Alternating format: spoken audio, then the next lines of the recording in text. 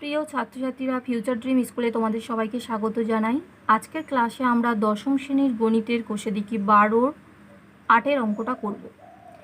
একটি নিরেট সিসার গোলকের ব্যাসের দৈর্ঘ্য 14 সেমি। ওই গোলকটি গলিয়ে 3.5 সেমি দৈর্ঘ্যের ব্যাসার্ধের কতগুলি নিরেট গোলক তৈরি করা যাবে হিসাব করে লিখি। তাহলে নিরেট সিসার গোলকের ব্যাসের দৈর্ঘ্য কত? 14 সেমি। তাহলে তার ব্যাসার্ধের দৈর্ঘ্য কত হবে? 2 দিয়ে ভাগ করলাম, 2 7 14 সমান 7 সেমি।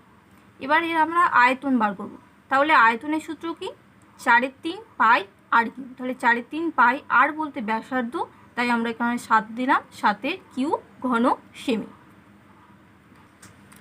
এবার প্রতিটি নতুন গোলকের ব্যাসার্ধ কত বলে দিয়েছে? 3.5 সেমি। তাহলে 3.5 সেমিটা আমরা 35টা উপরে লিখলাম, দশমিকের জন্য একটা 1, একটা সংখ্যার জন্য একটা 0, 5 দিয়ে কাটলাম, 5 দুগুণে 10, 5 7 35, 7 2 সেমি। এবং নতুন গোলকের আয়তন কত পাবো? তাহলে 4/3 পাই আর বলতে ব্যাসার্ধ, ব্যাসার্ধ কত? 7/2, তাহলে 7/2 তার কিউ এত ঘন সেমি। এখন কতগুলো নতুন গোলক তৈরি হবে তা জানতে গেলে আমাদেরকে ছোট গোলকের আয়তন দিয়ে বড় গোলকের আয়তনকে ভাগ করতে হবে। তাই আমরা লিখলাম নতুন গোলকের সংখ্যা, বড় গোলকের আয়তন কত? 4/3 পাই 7 কিউ, সেটা লিখে ফেললাম, এবং বাই ছোট গোলকের আয়তন কি পেলাম? 4/3 পাই 7/2 কিউ লিখলাম।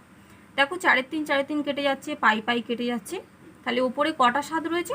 3টে 7, সেটা আমরা লিখে ফেললাম, এবং নিচে 7/2 কটা রয়েছে? 3টে, তা লিখে ফেললাম। এবার দেখো এই 7 7 7 আমরা লিখে ফেললাম। যেহেতু এটা ভাগ আকারে আছে, এটা যদি আমরা গুণ করে করি তাহলে কি হবে? এই সংখ্যাগুলো উল্টে যাবে, তাহলে 2গুলো উপরে চলে যাবে, আমরা 2 3টে লিখে ফেললাম, এবং 7গুলো নিচে থাকবে, আমরা লিখলাম। 7 7 কেটে যাচ্ছে, 7 7 কেটে যাচ্ছে, 7 7 কেটে যাচ্ছে, তাহলে উপরে কত থাকছে? 2 দুগুণে 4, 4 দুগুণে 8, 8টি। তা অতএব ওই গোলকটি গলিয়ে 3.5 সেমি দৈর্ঘ্যের ব্যাসার্ধের কটা 8টি নিরেট গোলক তৈরি করা যাবে। পরবর্তী অঙ্কগুলো পেতে তোমরা অবশ্যই চ্যানেলটাকে সাবস্ক্রাইব করো, লাইক করো এবং শেয়ার করো। ধন্যবাদ।